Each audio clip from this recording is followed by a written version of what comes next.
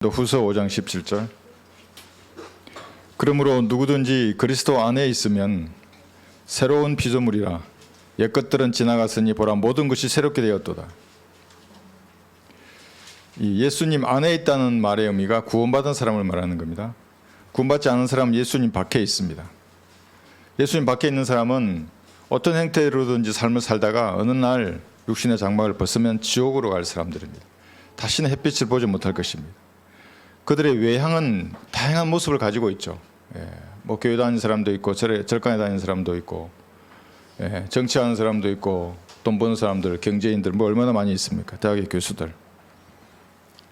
그런데 그러한 어떤 직분이나 자신의 가진 것이 그를 새로운 피조물이 되지 못하게 합니다. 그냥 헌 피조물들입니다. 그 사람들은. 예수님을 개인의 구주로 영접한 사람만이 새로운 피조물입니다. 하나님 보시기에는. 한 군데 더 볼까요? 갈라디아서 6장 15절 보시면 성경에는 이 두 구절에서 새로운 피조물이 어떤 것인지에 대해서 간략하게 설명하고 있습니다. 갈라디아서 6장 15절. 구원받으면 새로운 피조물이 되는 것입니다. 근데 이제 새로운 피조물이 된 그리스도인에게는 육신의 것을 자랑하지 않습니다. 그리스도인은. 여기 보시면 6장 15절. 그리스도 예수 안에서는 구원받은 사람을 말합니다. 할례나 무할례가 아무 효력이 없어되 유대인들이 했던 그 육신의 모양을 내는 할례는 아무 소용이 없습니다. 세상적이고 육신 것을 자랑하지 말라는 말입니다. 없어되 오직 새로운 피조물 뿐이니라. 새로운 피조물의 가치가 월등한 겁니다.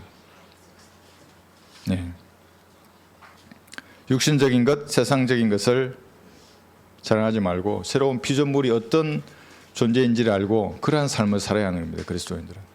그래서 이 본문을 가지고 새로운 피조물의 삶이라는 제목으로 말씀을 전하겠습니다. 새로운 피조물의 삶. 우주에 있는 모든 만물은 하나님께서 만드신 겁니다. 그러니까 하나님께서 계획을 하시고 그 계획에 따라서 이제 물질과 시간 이 두 가지 요소를 가지고 하나님께서 만드셨죠. 물질도 만드시고 보이지 않는 영적인 존재도 하나님께서 만드신 겁니다. 그래서 인간의 작은 세포 하나의 DNA를 보면 어떤 계획된 도시보다도 더 정교한 겁니다. 누가 만들지 않고는 그런 DNA를 만들 수 없습니다. 우주의 삼라망상도 마찬가지입니다. 하늘의 별들도 마찬가지입니다. 얼마나 거대합니까? 웅장하고 자신의 길과 때가 다 정해져 있는 것입니다.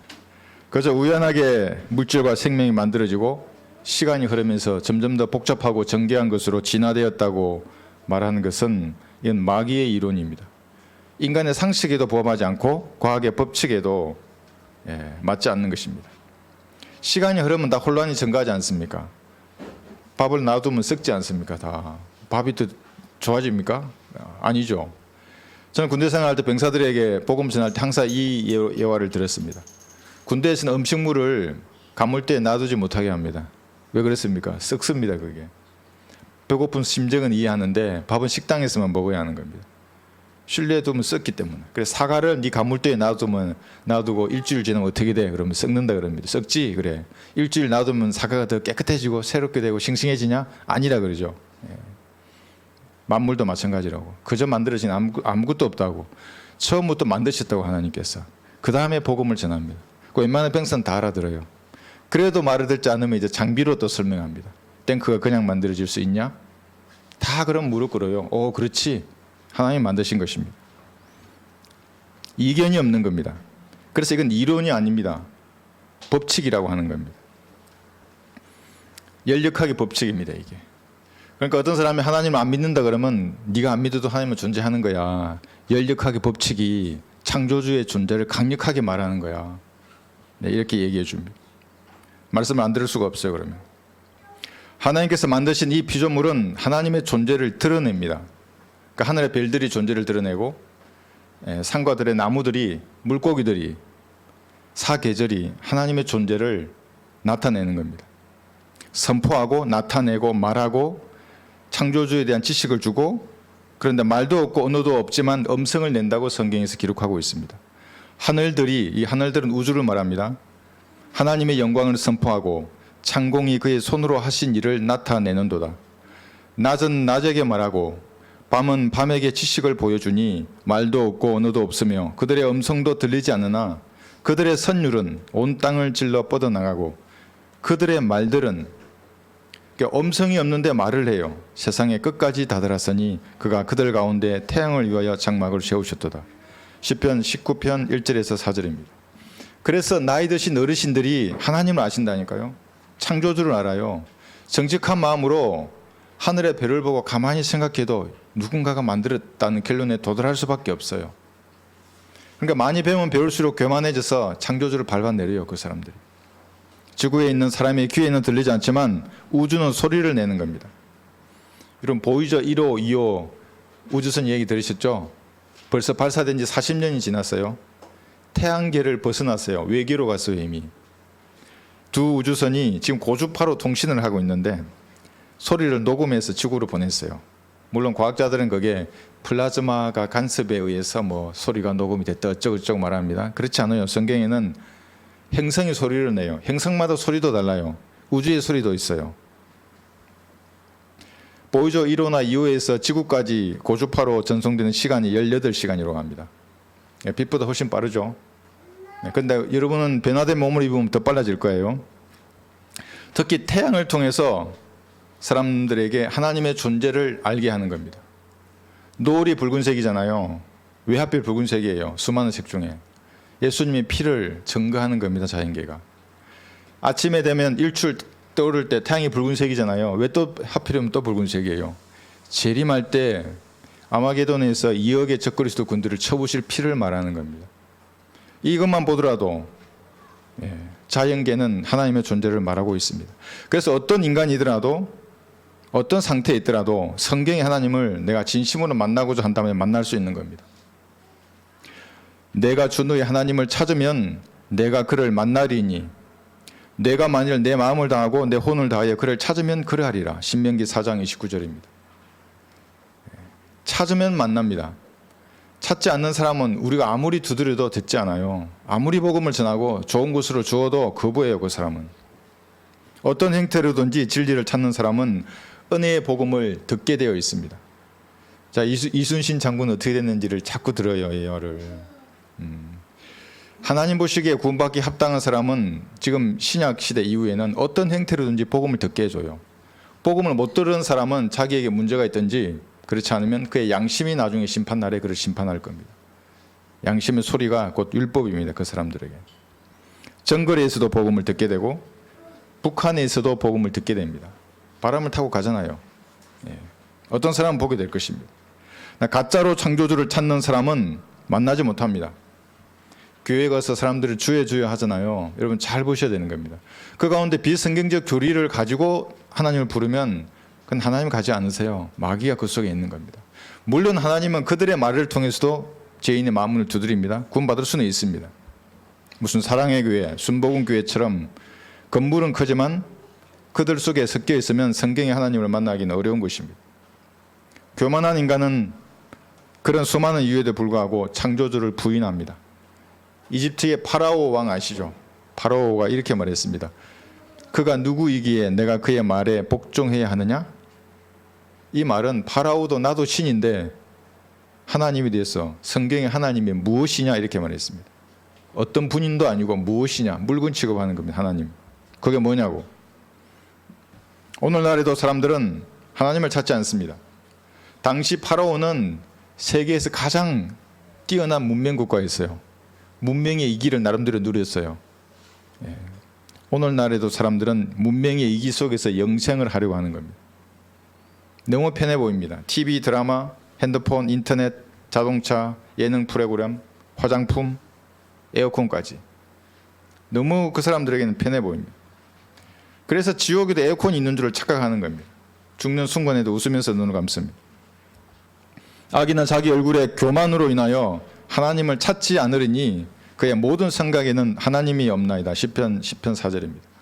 우주가 말하고 자연계가 말하는데도 자기 양심이 말하는데도 하나님이 없다고 하는 겁니다. 자기 생각 가운데 하나님에 관한 지식 자체를 두기를 싫어합니다. 그래서 성경을 펴는 걸 무서워하잖아요. 여러분 그거 보지 않으셨어요? 성경을 펴면 무서워해요. 제가 얘기하다 목사들에게 성경 못 펴게 해요. 어떤 목사들은. 이건 하나의 철학책으로 보는 거예요. 바울의 의견으로 보는 거예요. 베드로의 의견으로 보고 모세의 생각으로 보는 거예요. 모세 의견을. 하나님 기록하신 책인데. 교만한 사람들입니다. 하나님께서 하늘에서 사람의 자손들을 내다보시오 깨닫는 자와 하나님을 찾는 자가 있는지 보려 하셨으나 그들이 각자 돌아갔으며 그들이 모두 함께 더럽게 되어 선을 행하는 자가 없으니 없도다 한 사람도 없도다. 시편 53편 2, 3절입니다. 그러니까 단 한 사람도 우주를 만드신 그 창조주가 누구인지 찾는 자가 없다고 말합니다. 로마서 3장을 한번 보겠습니다. 이것을 바울은 이렇게 로마서에서 10절부터 로마서 3장 10절 우리 집에 어떤 신천지 교인이 편지를 보냈어요. 우리 집 우체통에 편지를 보니까 뭐라 하면서 자기는 의인이라 이게요. 그러니까 의인이 됐는데 나도 의인이 되라 이제 이거 말이에요. 그래서 내가 바쁘지만 답장을 보냈어요. 내가 편지를 잘 받았다고. 그런데 성경에는 의인은 없나니 없도다 한 사람도 없다 그런다고. 그럼 당신이 하나님을 거짓말쟁이로 만드는 거 아니냐. 그래서 당신은 지옥에 가는 거라고. 그러면서 제 그 25번 그리스도교를 링크 그려줬어요. 10절 보시면 기록된 바와 같은 의인은 없나니 없도다 한 사람도 없도다. 깨닫는 자도 없고 하나님을 찾는 자도 없도다. 모두가 탈선하여 함께 무익하게 되었으며 선을 행하는 자가 없으니 없도다 한 사람도 없도다. 그들의 목구멍은 열린 무덤이요 그들이 자기 혈흔을 속였으며 그들의 입술 아래는 독사의 독이 있고 그들의 입은 저주와 독설로 가득 차고 그들의 발은 피 흘리는데 빠른지라. 파멸과 비참함이 그들의 길에 있고 그들은 평강의 길을 알지 못했으며 그들의 눈앞에는 하나님을 두려워함이 없도다고 하였느니라. 이것이 피조물인 사람이 성경의 하나님을 찾지 않고 엉뚱한 것에 자기 마음을 빼앗겨 버렸을 때 그것의 결과입니다. 이것이 구원받으면 이제 완전히 다르죠. 구원받기 전에는 이런 겁니다. 하나님 보시기에는 그가 어떤 상태에 있든지 세상에서 무엇을 가졌든지 하나님 보시기에는 이런 사람입니다. 거룩하신 하나님께서 이런 피조물을 지옥에 던지는 것은 그래서 당연한 겁니다. 이걸 만약에 봐주면 하나님은 자신의 거룩함에 치명적인 손상을 입어요. 그런 일은 결코 일어나지 않습니다. 그래서 죄인은 지옥에 던지는 겁니다. 하나님께서. 만약에 그렇게 하면 하나님이 마귀가 되어버리는 겁니다. 악을 용납하면은. 그래서 반드시 죄인은 지옥에 던지십니다. 그리고 영원 무궁토록 자신의 죄값을 영원히 사시는 하나님 앞에서 갖게 하시는 겁니다. 공의의 하나님이십니다. 그래서 그들은 목구멍이 무덤이라고 했습니다. 구원받지 못한 사람 말하는 겁니다. 그래서 좋은 것을 먹어도 소용이 없는 겁니다. 지나간 끼니는 다가올 끼니 앞에 모두 무력한 겁니다. 계속 먹으려고 하는 겁니다. 식욕은 만족하지 않습니다. 무덤으로 말하는 겁니다. 여기서 입술은 독사의 독, 저주와 독설로 가득 차 있는 겁니다. 마귀가 내뱉는 저주의 말을 그대로 인간들이 하는 겁니다. 하나님이 있으면 내려와봐, 보여줘봐. 그러면서 자기 것을 자랑, 자기 돈과 권력, 건강을 자랑하는 사람들입니다. 그들은 평강이 없는 거친 인생을 살다가 혼이 파멸할 것입니다. 혼이 인간의 형상을 잃어버리는 겁니다. 마귀의 모습으로 멸망당할 것을 성경은 경고하고 있습니다. 공의의 하나님이시기 때문에 그렇습니다. 이것이 우주를 창조하신 전능하신 분을 두려워하지 않는 교만한 인간의 모습입니다. 마귀를 제외하고 유독 사람만이 이 창조주 하나님께 대항하는 겁니다. 그럼 짐승들 중에 대항하는 거 보셨어요? 가끔 미친 짐승 말고는. 일반적으로 모든 짐승은 인간에게 복종해요. 사람만이 하나님을 속이려고 하고 밟으려고 하는 것입니다. 반면에 이렇게 고백하는 사람도 있었습니다. 보소서 내가 죄악 중에서 조성되었고 죄 중에서 내 어머니가 나를 배웠나이다. 시편 51편 5절입니다. 아니 다윗이 간음하고 살인죄를 졌으니까 다윗만 그랬지 그게 아닙니다. 모든 인간이 이런 겁니다. 구원받기 전에는. 내 어머니가 죄 중에서 나를 배웠고 나도 죄 중에서 태어난 겁니다. 이게 죄인이라고 시인하는 겁니다. 사람이. 그러면 이 사람은 준비된 혼입니다. 즉시 구원받을 수 있습니다. 아니라 그래요. 어떤 사람은 끝까지 아니라고 우겨요. 어제 그리스도교회 때 어르신 앉았는데 자꾸 교회를 다니는 거 말씀하고 죄 얘기하면 난 교회를 오래 다녔다고, 난 목사에게 인정받는다고, 모두가 나를 칭찬한다고. 아니 그래서 어르신 죄가 어떻게 됐냐고요. 피하려고 하는 거예요. 내가 바톤을 타치해 줬어요. 우리 형제에게. 그 다음 그리스도교 하느라고. 갈보리 십자가 위에서 십자가의 질고를 지시고 부활하신 예수님을 구주로 영접하면 즉시 구원받는 겁니다. 이렇게 자기가 죄인임을 시인하는 사람은. 근데 영접 기도는 하나의 수단입니다. 진심으로 예수님 앞에 다가서야 하는 겁니다. 그래서 영접 기도를 하지 않아도 복음을 다 들었지 않습니까? 나는 죄인이구나. 난 지옥에 갈 수밖에 없구나. 예수님의 피로 이 죄를 용서하시고 부활하시구나. 이 사실을 듣고 나는 믿습니다만 해도 구원받아요. 마음으로. 그런데 우리가 영접 기도의 격식을 갖추는 이유는 그래도 혹시나 안 믿고 이렇게 할까 봐 다시 하는 겁니다. 영접 기도를. 그리고 안 믿고 하다가 이 영접 기도를 통해서 구원받게 하기 위해서 그렇게 하는 것입니다. 그렇게 구원받은 사람이 새로운 피조물입니다. 그래서 하나님이 만든 피조물 중에서 복음을 듣고 즉시로 새로운 피조물이 될 수 있는 유일한 존재는 사람밖에 없습니다. 다른 동물은 그런 게 없어요. 그런데 다른 피조물은 예수님이 지상 재림하실 때 지구가 에덴 동상처럼 태어날 그 순간을 기다리고 있습니다. 그래서 여러분, 개나 강아지 무시하지 말아요. 고양이 영민합니다.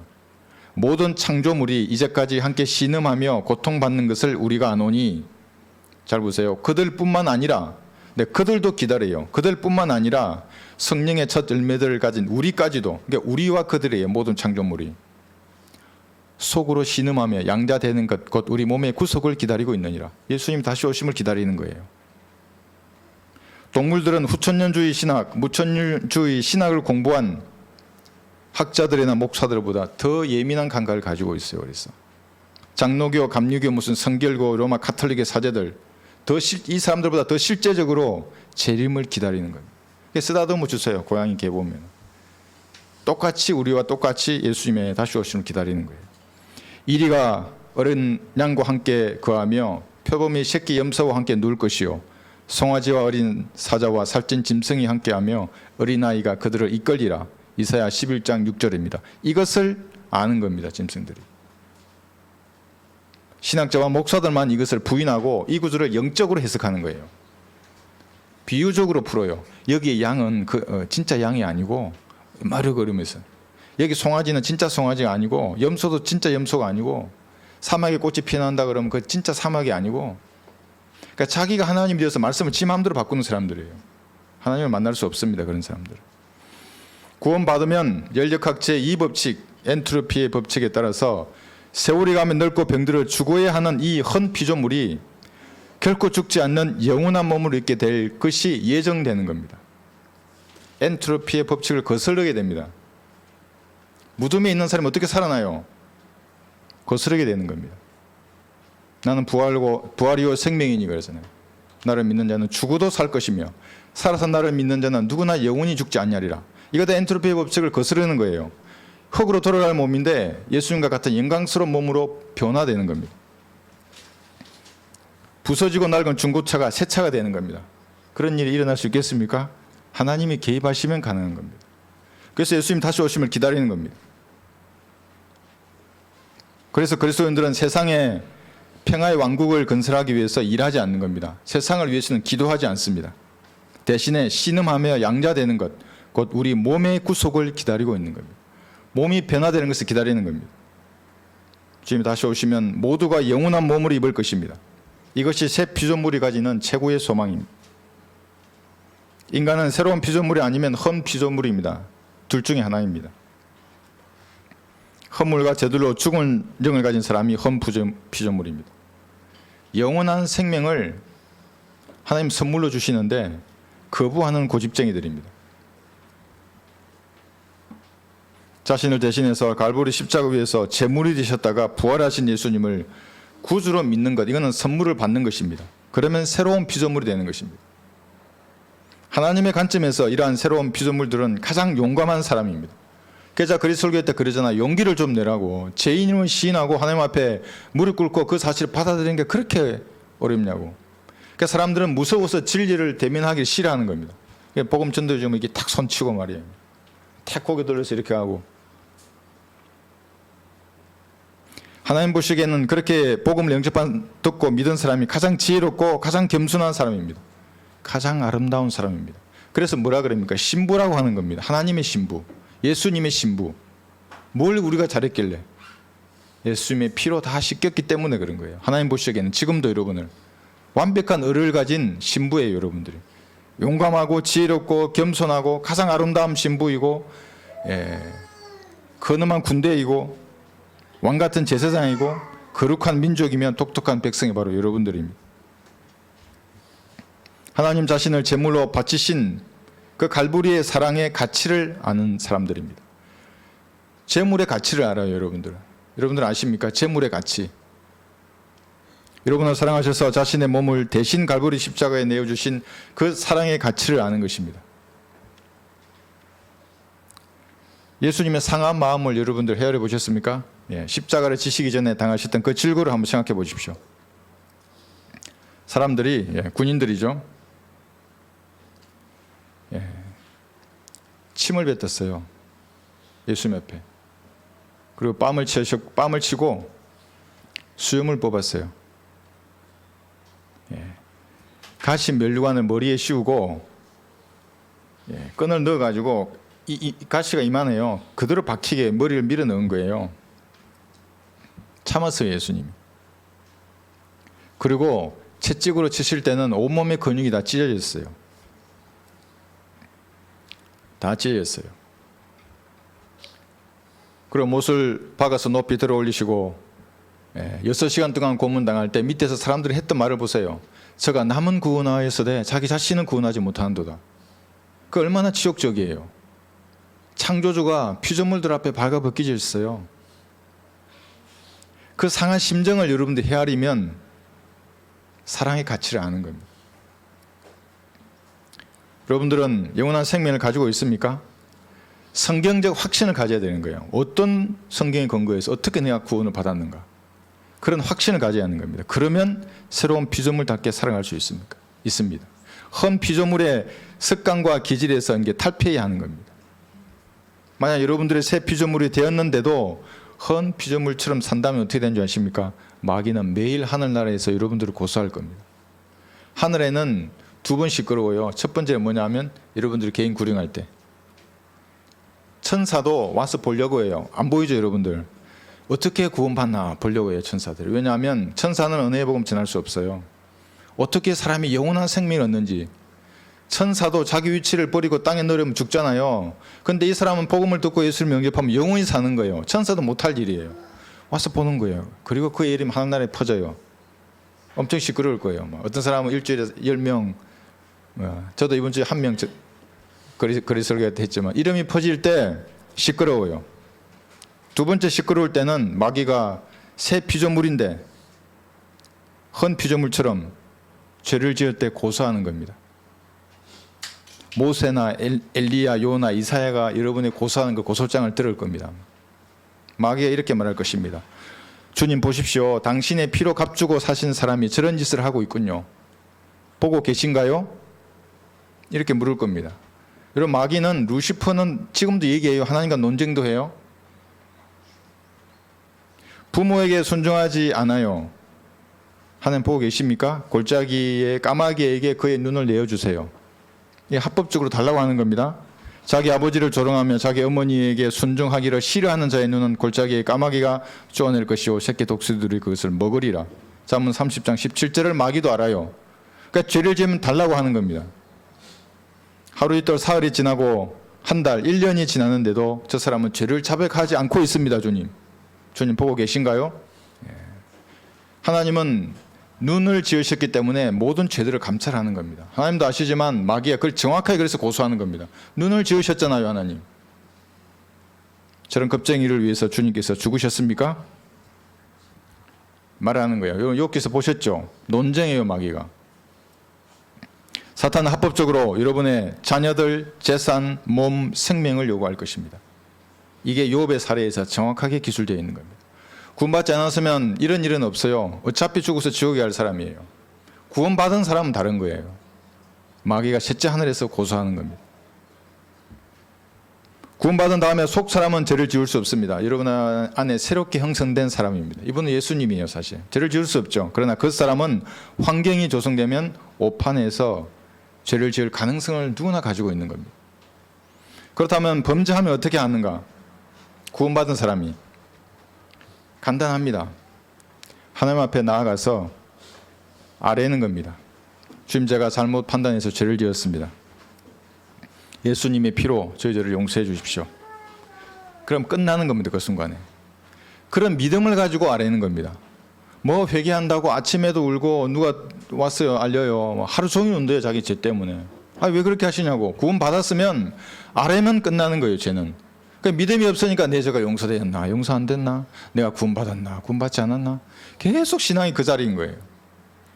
만일 우리가 우리에게 아무 죄도 없다고 말하면 우리 자신을 속이는 것이요 진리가 우리 안에 있지 아니하나, 우리가 우리 죄들을 자백하면 그는 신실하시고 의로우셔서 우리 죄들을 용서하시며 모든 불의에서 우리를 깨끗하게 하시느니라 하고 요한 1서 1장 8, 9절에 기록해 두셨어요. 뭔가 양심에 떠오르는 것이 있으면 이거 모세가 듣겠는데, 느헤미야가 들어요. 느헤미야가 수염을 뽑을 수도 있어요, 죄를 지으면. 그러니까 자백하는 겁니다. 그러면 그 마귀가 이제 어떻게 하겠어요? 아무런 고소할 거리를 찾지 못하는 거예요. 그래서 재판장으로 가기 전에 여러분 자백해 버리는 겁니다. 재판에 갔는데 죄가 없어요. 그럼 믿음으로 하나님 앞에 아뢰는 것입니다. 이 얼마나 희열이 넘치는 교리입니까? 죄를 생각하면 죄의 삭스로 마땅히 죽어야 하죠.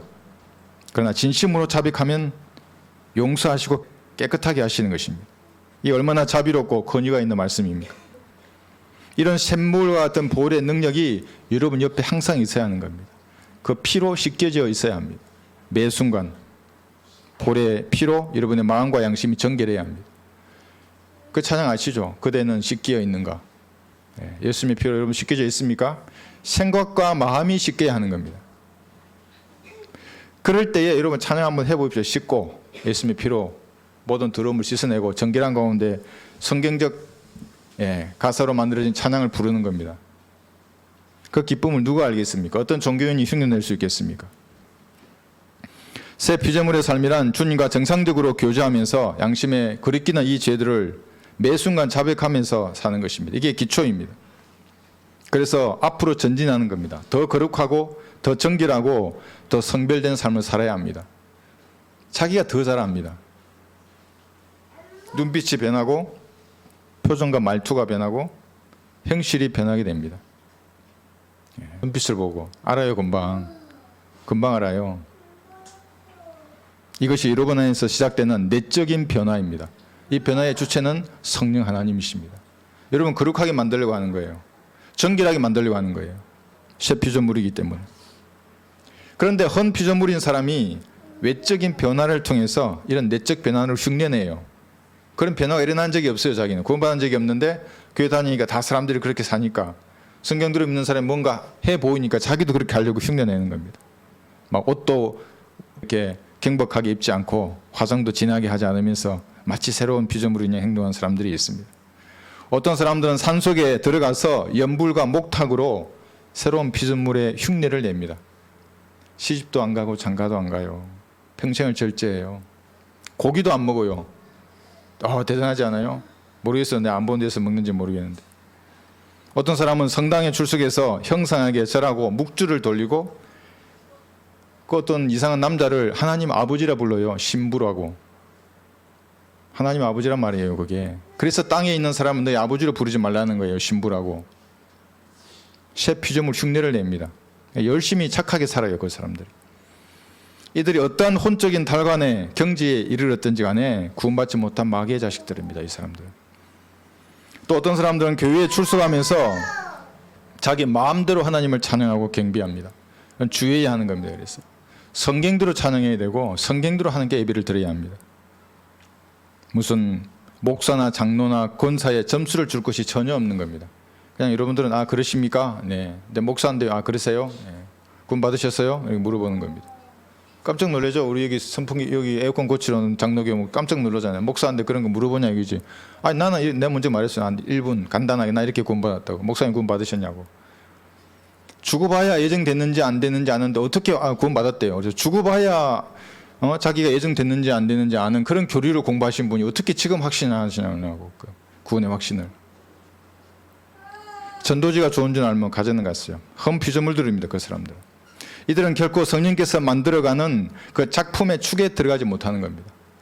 처음부터 바로 작품이 될 수는 없죠. 그러나 조금씩 변화되는 겁니다. 이렇게 조금씩. 새 피조물 안에서 이 내적인 변화를 주관하시는 성령께서 삶의 동기마저 바꿔버리십니다. 예, 고린도후서 5장 보시면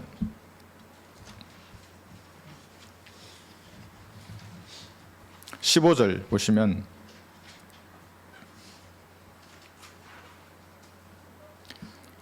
여기 한번 잘 보십시오. 그가 모든 사람을 위하여 죽으신 것은, 여기 보십시오. 모든 사람을 위하여 죽으셨어요. 산 자들이 이제부터는 더 이상 자신들을 위하여 살지 않고 자기들을 위하여 죽었다가 다시 살아난 그분을 위하여 살게 하려는 것이라. 칼빈주의는 이 한 구절에 다 쓰러져요. 모두 이단이 되는 거예요. 그러니까 칼빈주의의 제한된 속죄는 이단의 교리예요.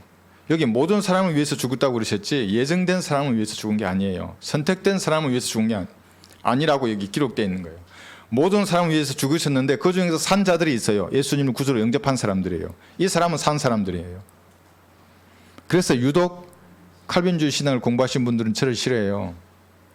간혹 있어요. 간혹 예외가 있지만 대부분은 저를 싫어해요. 그러나 성경은 명확하게 예수님은 모든 사람을 위해 죽으셨고 그 중에서 예수님을 구주로 영접한 사람들이 산 자들이 되는 겁니다.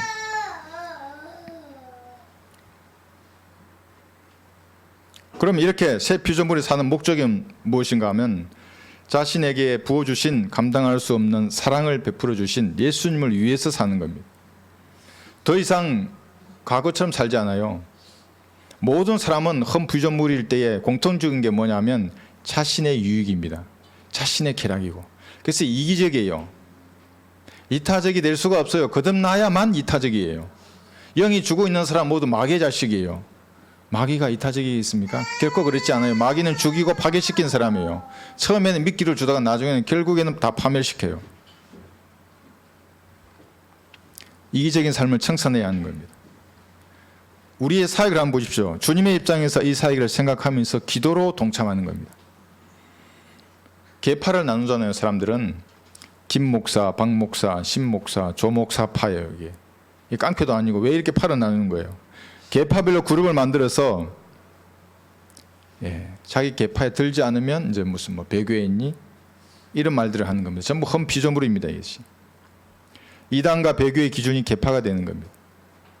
지역교회는 연약한 사람들의 모임입니다. 마귀의 역사를 한번 생각해 보세요. 이제 진리를 알고 성장하려고 하는데 얼마나 공격하려고 하겠습니까? 전도지를 나눠주고 구령하는 사람으로 성장하고 자신의 삶을 변화시키려고 하는 지체들을 공격하는 겁니다. 그래서 여러분들 기도로 형제와 자매들, 아이들, 설교자를 위해서 기도로 도와줘야 하는 겁니다. 하나님은 아세요. 그렇게 해야만 다 같이 강성해지는 겁니다. 여기 16절 보시면 그러므로 우리가 이제부터는 아무도 육신을 따라 알지 아니하노라. 비록 우리가 육신을 따라 그리스도를 알았다 해도 이제는 더 이상 그분을 그렇게 알지 아니하노라. 아무도예요. 형제나 자매도 육신에 보이는 그 육신 이상이에요. 왜냐하면 하나님의 영이 형제 자매들에게 들어가 계시잖아요. 영광스러운 몸으로 변할 거예요. 그래서 자기 자신도 자기를 비하시키지 말아야 돼요. 아유 나 이거밖에 안 돼. 아니에요. 하나님과 같은 몸이 될 사람이에요. 자기 연민에 빠져서 우울해지고 그럴 이유가 전혀 없는 거예요. 잠시만 생각해 보세요. 여러분이 미래에 어떻게 될 것인지 예수님이 딱 내려오시면 예수님과 똑같은 몸이에요. 아무도 육신에 따라서 알지 말아야 합니다. 예수님마저도 초림 때에 기적을 행하고 병을 고치던 예수님이 아니라 지금은 셋째 하늘에서 우리를 위해서 중보하시는 분이에요. 곧 오실 거예요. 여러분의 이름을 부르면서. 그러니까 이단들이 뭐냐면 초림 때 예수님이 병 고친 그것만 하는 거예요. 방언하고 병 고치고 그것만 하는 거예요. 육신에 따라 알지 말라 그래도. 이것을 정확히 아는 사람들이 새로운 피조물입니다. 17절에 보시면 이제 오늘 본문이 나오죠. 그러므로 누구든지 그리스도 안에 있으면 새로운 피조물이라. 옛것은 지나갔으니 보라 모든 것이 새롭게 되었도다. 모든 것이 새롭게 되었는데 아담의 본성은 그대로 가지고 있어요. 이것은 몸이 구속되어야만이 변해요. 그렇지만 새로운 게 생겼어요. 삶을 바라보는 새로운 관조가 하나 더 생겼어요. 이제 옛날에는 없었어요. 이건 교육으로 될 수 없어요. 그래서 그리스도인들을 최소 2중 인격자나 3중 인격자라고 말해요. 삶을 바라보는 게 또 새로운 어떤 것이 내 안에 어떤 인격체가 생긴 거예요. 육신의 장막을 벗어나기 전까지 집요하게 육신적인 기질이 우리를 따라다니지만 이것과 정반대되는 새로운 기질이 여러분 안에 생긴 것입니다. 틈만 보이면 육신의 기질이 올라옵니다. 모든 사람에게 스물스물 올라와서 낙담케 하고 짜증이 나게 만듭니다. 짜증나면 감사와 찬양이 발로 걷어 차버리는 겁니다. 그 한순간만 이겨봐요. 한 번만. 한 번만 이겨봐요. 잊지 말아야 할 것은 우리 안에 새 사람이 창조된 것입니다. 구원받는 그 순간에. 성경은 이것을 골로새서 3장 10절에서 이렇게 말합니다. 그를 창조하신 분의 형상을 따라 지시간에서 새롭게 된 새 사람을 입었으니, 새 사람이 여러분 안에 생겨났습니다. 이분이 예수님입니다. 예수님이 영으로 여러분 안에 들어가신 겁니다. 그래서 새 사람을 입었으니 그랬죠. 옷장에서 옷을 골라 입듯이 새 사람을 여러분 입어야 하는 겁니다. 헌옷을 입고 경비에 참석하면 하나님과 무관한 사람이 되는 겁니다. 하나님과 상관하지 않으세요. 새 옷을 입고 참석하는 겁니다. 에베소서 4장 22절도 한번 볼까요? 에베소서 4장 22절.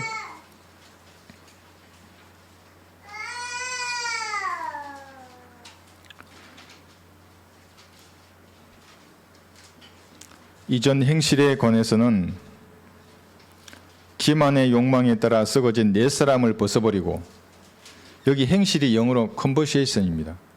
말하는 겁니다. 대화. 근데 번역을 행실로 했어요. 그러니까 내가 영어를 잘한다고 성경을 번역할 수 있는 게 아니에요. 그럼 여기를 대화라고 그러죠. 그럼 이전 대화에 관해서 이렇게 해요? 안 되는 거예요. 영어만 안다고 번역할 수 없어요. 성경은. 행실이 옛 사람을 벗어버리고 그랬죠. 그런데 어떤 사람이 만약에 옛 사람에 속한 기질, 죄를 자백하지 않고 버리지 않으면 어떻게 되냐 하면 말을 못해요. 기도를 못하고 교제할 때의 성경적 간증을 말하지 못해요. 구령할 때도 말하는 겁니다. 말하지 못해요. 연약한 사람을 말로 세워주잖아요. 말이 안 나와요. 영어 단어를 안다고 성경을 번역할 수 없는 겁니다. 너희 생각의 영 안에서 새롭게 되어 하나님을 따라 의와 참된 거룩함 안에서 창조된 새 사람을 입어라. 여기 23, 24절에도 새 사람을 입어라 이렇게 말하는 겁니다. 새 피조물이기 때문에 구원받은 사람은 새 사람으로 입어야 하는 겁니다. 헌옷 입고 나오는 것이 아니라. 비록 자신이 성경적 기준에 미치지 못하지만 주님 같은 거룩한 마음과 행실을 가지기를 원하게 됩니다. 그리스도인들은. 마음은 원해요. 몸은 따라오지 못할 수 있어요. 그래서 기도할 때 어떻게 합니까? 하나님 저에게 정결한 마음을 주십시오. 이렇게 하는 거예요. 더러운 모든 생각들을 예수님의 피로 하나님 씻겨 주십시오. 정결한 마음을 주셔서 제가 성경을 읽는 데에 깨닫게 해 주십시오. 제가 찬양 드리는데 온전한 찬양을 주님께 드리게 해 주십시오. 이렇게 기도하고 하는 겁니다. 그런데 이런 마음이 전혀 들지 않는 사람이 있다면 어떤 사람이겠습니까? 여전히 과거에 놀던 가락대로 육신을 만족시키려고 한다. 속여 몰래 먹는 빵이 맛있고 달다. 이런 마음이 자기 마음속에 있다면 자기 구원을 점검해 봐야 합니다. 이게 이기적인 사람입니다. 이타적인 게 뭔지를 몰라요. 누군가가 보고 있다는 것을 의식하지를 못해요. 자기 안에 새 사람이 예수님이 계신데 의식을 못해요. 예수님을. 물론 간혹 구원받고도 죄 가운데 있는 사람도 있어요. 그렇지만 대부분은 내 마음속에 아직도 과거처럼 이런 생각으로 가득 차 있다 그러면 자기 구원을 점검해 봐야 하는 겁니다. 남을 비방하면서 자신을 의롭게 여기는 성향을 아직도 고수하는 사람이 있다 하면 잘 보여야 하는 겁니다. 그런 사람들은 단점하고 약점만 캐는 겁니다. 성도에 대해서 재판관은 하나님이십니다. 다른 사람이 실족하면 기분이 좋고 영적으로 성장하면 배가 아픈 사람을 저는 봤어요. 과거에. 제가 육신적이 되면 친구들이 막 몰려들어요. 같이 놀자고. 제가 영적이 돼서 야 답시해서 이제 기도하고 말씀 가운데 그하면 인상이 변해요. 사람이. 그 같은 교회 다니는 사람 지금도 그 교회 다녀요. 참 이상하죠. 우리 가족이 지적을 하더라고 그거를. 당신 내가 이제 잠깐 나가 있는데 군인 아프다 했을 때 당신이 형제라고 하는데 날 왜 기도하냐고. 나 그때 육신적인 상태인데 기도하지 않더라고요. 그래서 영적이 되면 다 도망가더라고요. 사람들. 이런 사람의 헌옷은 참으로 꼴불견입니다. 그리스도인들은 있는 헌 옷들을 모두 버려야 하는 겁니다. 여러분, 헌 옷은 어디에 버리십니까? 분리수거함에 버리시나요? 버려야 하는 겁니다. 자신이 뒤돌아보고 그런 것이 있다고 하면 버리고 하나님 주신 새 옷으로 입고 생활하는 겁니다. 그리스도인들은. 간단해요. 우리는 자백함으로써 버리는 거예요. 그 죄들을, 헌 옷들을. 전라도에 사는 어떤 40대 남자가 카톡이 왔어요. 웬만하면 제가 응대를 해주려고 해요. 그러면서 뭐 저보고 언제 구원받았냐요. 나 92년도에 받았다고. 자기도 92년도래요. 그러면서 교제를 해제요. 그럼 교제하자고. 그럼 뭐라는 줄 압니까? 첫 마디가 성경을 좀 공짜로 보내주세요. 이러는 거예요. 밤 10시 25분쯤에. 그 초면에 할 말입니까? 그 사람은 헌옷을 걸치고 다니는 거지입니다. 오늘 보고 있을지도 모르겠어요. 그리스도인은 그렇게 결례하지 않습니다. 그렇지 않습니까? 육신의 냄새가 전라도에서 서울까지 퍼져온 겁니다. 안 그러신 분도 많은데 여러 사람을 제가 겪어봅니다. 여러분은 깨끗하고 정결한 새 옷을 갈아입어야 합니다. 이 옷이 주 예수 그리스도입니다. 오직 주 예수 그리스도로 옷 입고 정욕을 채우려고 육신을 위하여 계획하지 말라. 계획하지 말라. 로마서 13장 14절입니다. 성경을 나누어서 공부한 토대 위에 주님을 섬기는 것입니다. 형제 에로서로 다정하고 사랑하며 서로 존경하기를 먼저 하라.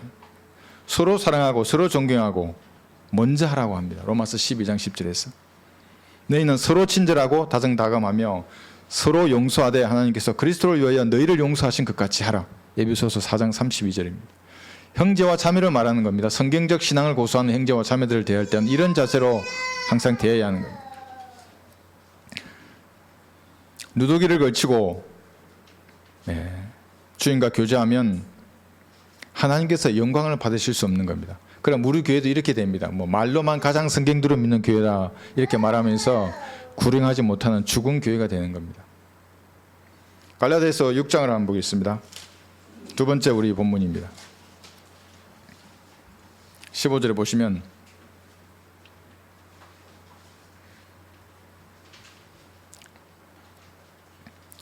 갈라디아서 6장 15절 그리스도 예수 안에서는 지금 구원받은 사람을 말하는 겁니다. 그러니까 안으로 들어가게 되는 겁니다. 구원받은 사람은 할례나 무할례가 아무 효력이 없으되 오직 새로운 피조물 뿐이니라. 그러니까 당시에 유대인들은 구원받아도 할례를 받은 유대인들을 더 높이 쳐주는 겁니다. 그런 건 아무 소용이 없다는 겁니다. 그리스도에게는. 이것을 지금 여기에 우리에게 적용하면 그리스도인들은 세상적인 것, 육신적인 것 자랑하지 말라는 겁니다. 효력이 없습니다. 그것은 새로운 피조물 뿐입니다. 오직 멋진 건물을 가진 교단 교회에 소속이 되었다고 해서 자신이 정통이다? 헌 피조물이에요. 교회 재정이나 수입의 정도를 가지고 자신이 마치 새 피조물이나 된 듯이 설교하는 목사들이 있어요. 저한테 전화 준 목사도 있어요. 뭐 교인이 얼마예요? 뭐 이러면서 교인 수가 얼마이고 이런 걸로 혼내주려다가 제가 경건의 모양을 갖추고 성도들의 주머니를 트는 사꾼 목자들입니다. 하나님 이런 것을 가지고 헌 피조물을 바꾸지 않습니다. 새 것으로. 그런 헌 피조물이 많을수록 교회 건물이 아름다운 겁니다. 뭔가 장식을 해야죠. 구령하지 않는 교회가 그런 거라도 장식을 해야지. 교회 가면 아프리카 음악이 완전히 장악하는 겁니다. 그런 교회 갈수록. 한번 가보십시오. 뭐 드럼 치고 기타 치고 끝난 거예요. 그건 하나님하고 무관한 교회예요. 그렇게 되면 아무리 옳은 말씀을 전하더라도 자기 세포는 육신적인 거예요.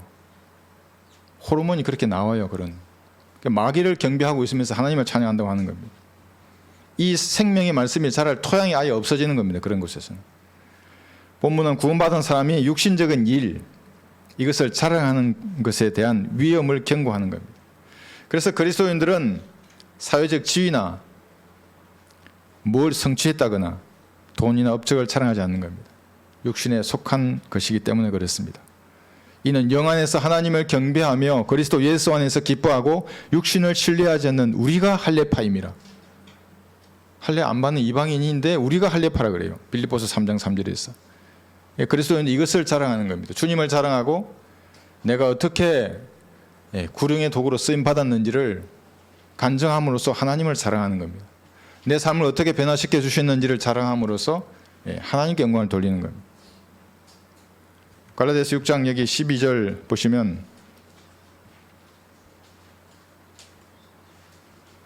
흠피조물일수록 외형을 자랑합니다. 6장 12, 13절 갈라디아에 있습니다. 6장 육신의 좋은 모양을 내고자 하는 자들이 억지로 너희를 할례받게 하는 것은 다만 그들이 그리스도의 십자가 때문에 박해받지 않으려는 것뿐이니라. 할례받은 그들 자신도 율법을 지키지 않으면서 너희로 할례를 받게 하려는 것은 그들이 너희의 육신을 자랑하게 하려는 것이라. 외형을 자랑하는 겁니다. 그 사람들은 겉모습이나 평판, 차력을 자랑하는 사람들이 사람들. 그러니까 그리에서 외치지 못하는 겁니다. 그리에서 외치면 이게 다 무너지거든요. 이게 그리에서 외칠 때는 하나님만 보고 외치는 겁니다. 못해요. 그 사람들은 남에게 보이는 것은 신경 쓰지만 정작 보이지 않는 곳에서는 제 멋대로 사는 사람들입니다. 이런 자들은 모두 헌 피조물입니다. 새 피조물이 될 수가 없는 겁니다. 한번 생각해 보십시오. 육신의 좋은 모양을 내려고 하는 자들 있잖아요. 이 사람들 영적인 할례를 거부합니다. 영적인 할례를 받아야 구원받잖아요. 내가 예수님 구주를 영접할 때 몸과 혼이 이렇게 분리되는 거예요. 근데 왜 이들이 영적 할례를 거부하는가 하면 구원받을 때는 내 육신이 갈보리 십자가에 못 박히는 경험을 하는 겁니다. 그런데 내 육신을 자랑하려고 하는 사람이 육신이 지옥에 갈 수밖에 없는 죄인이고 예수님 구주를 영접할 때 저 십자가가 날 위해 달리셨다고 그걸 인정해야 되는 거예요. 할 수가 없어요. 그 사람들은. 자신이 지옥에 가야 할 죄인임을 시인하는 것은 이 생사람이 십자가에 매달리는 거예요. 이게 육신을 자랑하는 자들이 어떻게 이걸 받아들일 수 있겠습니까? 그래서 은혜의 복음을 거부하는 겁니다. 좋은 모양을 육신에 내야 하는데 예수님의 모양이 결코 좋지 않았어요. 갈갈이 찢겨졌잖아요. 십자가 위에서. 그것이 자신이에요. 사실은. 거부하는 거예요. 그거를 그냥 박수치고 찬양하고 웃고 떠들려고 하는 겁니다. 이것이 종교적으로 거룩해 보이는 행위 구는 자들이 지옥에 가는 이유입니다. 14절에 보시면 그러나 나에게는 우리 주 예수 그리스도 외에는 결코 자랑할 것이 없나니 그로 인하여 세상이 나에게 십자가에 못 박히고 나도 세상에 그러하니라. 여러분 보시기에 세상이 못 박혀 있는 상태예요. 여러분은 끌어다니고 세상은 십자가에 못 박혀 있어요. 세상이 여러분을 보았을 때도 못 박혀 있는 거예요. 이게 새 피조물입니다. 이 사건은 과거의 일로 끝나지 않습니다. 매일 자신의 의지를 사용해서 그 부활의 능력과 예수님의 부활의 능력과 그의 고난의 교제를 알아 그의 죽으심의 본을 따르려 함이다라고 고백해야 합니다. 매일 못 박아야 돼요. 옛사람을. 근데 흠피조물은 어떻게 하는지 아십니까? 남들이 못 박아라 그러고 그리스도인 행세를 하라 그러니까 못을 박는 척해요. 그러다가 상황이 좋지 않은 못을 빼고 또 살아서 뛰어다니고 그래요. 종교인들은 녹슨 대목과 큰 망치만 보아도 기겁을 하고 도망쳐 버리는 겁니다. 그리고 남들이 다 못 박히는 막 이렇게 강조하고 하니까 그런 척 하다가 또 빼버려요. 시원한 에어컨 밑에서 커피나 마시고 돈이나 세면서 교인들의 박수를 받아야 하는데 땅과 피눈물을 얼룩진 십자가에 못 박혀야 한다는 그 말을 그들은 받아들일 수가 없는 겁니다. 제가 그리스도로 나갈 때도 이런 심정으로 나가요. 아무런 유익이 없지만 나가는 겁니다. 예수님 그렇게 하셨기 때문에. 예수님의 죽음으로 이루신 일을 말하는 거예요. 그래서 외친다는 게. 그 가치를 알고 외쳐야 하는 겁니다. 하나님의 생명과 바꾼 거예요. 그게. 외치는 겁니다. 그러나 새 피조물은 자신을 십자가에 못 박은 못을 빼지 말고 주님 앞까지 가야 하는 겁니다. 내가 십자가에 못 박혀 있으나 그러잖아요. 과거에 못 박힌 게 아니고 지금도 못 박혀 있는 거예요. 교리적으로는 여러분들 다 죽은 사람들이에요. 하나님 보시기에는. 그래서 여러분들이 구원이 영원히 보장되는 거예요. 사실은. 지금도 못 박혀 있으나 그래요. 그럼에도 나는 살아있노라. 그래야 하나님의 능력이 여러분을 통해서 드러나는 겁니다. 연약한 육신이 하나님의 능력의 도구가 되는 겁니다. 근데 못을 빼버리면 헌 피조물처럼 아무런 능력이 드러나지 않고 여러분 자신의 능력으로 살아야 돼요. 얼마나 많은 이단들이 이 나라의 강단과 사이버 공간을 장악해버렸습니까? 칼빈주의, 알미니안주의, 언약신약, 9천년, 무천년, 신천지, 안식교, 여호와의 정의, 무명의 형제, 별 이상한 신학이 다 나오고 있습니다. 아주 철옹성 같아요, 그 사람들이. 누가 가서 그 여리고성 같은 저들의 진지를 박살내고 진리의 깃발을 딱 꽂을 수 있겠습니까? 새 피조물밖에 없어요. 새 피조물이 말씀의 검을 들고 나가서 그렇게 해야 하는 거예요. 자신을 십자가에 못 박혀 죽어가고 있는 존재로 여기는 사람이어야 하는 거예요. 예수님은 세상을 위해서는 기도하지 않았습니다. 나는 세상을 위하여는 기도하지 아니한다고 하셨습니다. 불사르기 위해서 간수된 세상을 위해서, 세상 문화와 제도를 개선하기 위해서 어떤 모양으로든지 어떤 모임이나 단체에 그리스도인들은 가입하지 않는 것입니다. 소망을 두지 않습니다. 그런 것으로 세상이 변화되지 않기 때문에 그렇습니다. 다만 세상에 속한 잃어버린 혼들을 찾아서 갈보리 십자가 앞으로 인도할 뿐입니다. 16절에 보시면 이 규례를 따라 행하는 자들에게와 하나님의 이스라엘 위에 화평과 자비가 있을지어다. 화평입니다. 이 규례를 따라야 화평이 있습니다. 여러분에게 하나님의 자비도 받을 수 있습니다. 너저분한 삶을 버리지 않고 헌 피조물처럼 산다면 화평이 없는 겁니다. 왜 그렇습니까? 여러분 안에 계신 성령님, 새 사람 싸워야 합니다. 갈등이 있는 거예요. 그러니까 죄를 범하는 사람에게는 계속 갈등입니다. 죽는 동안 성령님과 싸워야 돼요. 그건 하지 마. 그런 습관은 고쳐. 그것은 버려야 돼. 기도해라. 너의 염려를 주님께 맡겨라. 그만 고민하고 주님께 아뢰라. 성경을 읽으라. 공부하라. 하나님을 더 알고 싶지 않니? 이게 제가 처음 헌신을 주님 앞에 내가 맹세했을 때 마음속에 드는 생각들이에요. 성령님과 싸워야 돼요. 기도하라 그러는데 기도 안 해요. 싸워요 계속. 그 습관을 버리라고 하지 말라고. 듣지 않으면 계속 싸워요. 죽는 순간까지. 나중에는 성령님이 잠잠해 버리세요. 아무 말도 안 하세요. 그럼 버림받은 거예요. 그때는. 여러분 삶의 실제적인 문제를 주님 앞에 말씀드리면서 정상적인 교제를 한다면 그때 그리스도인은 살아있는 그리스도인입니다. 숨을 쉬는 그리스도인입니다. 그래서 기도는 성도의 호흡이라고 하잖아요. 정상적으로 주님 앞에 기도하고 아뢰는 겁니다. 본연의 말씀을 읽고 올바로 나누어서 공부한다면 음식을 먹는 겁니다. 이제 장성한 분량에까지 이를 수 있는 겁니다. 그래서 말씀이 음식입니다. 고기이고 우유이고 빵이고 사과와 같은 것입니다. 그렇지 못하면 이 기도와 말씀으로 성장하지 못하면 헌 피조물로밖에 살 수가 없는 겁니다.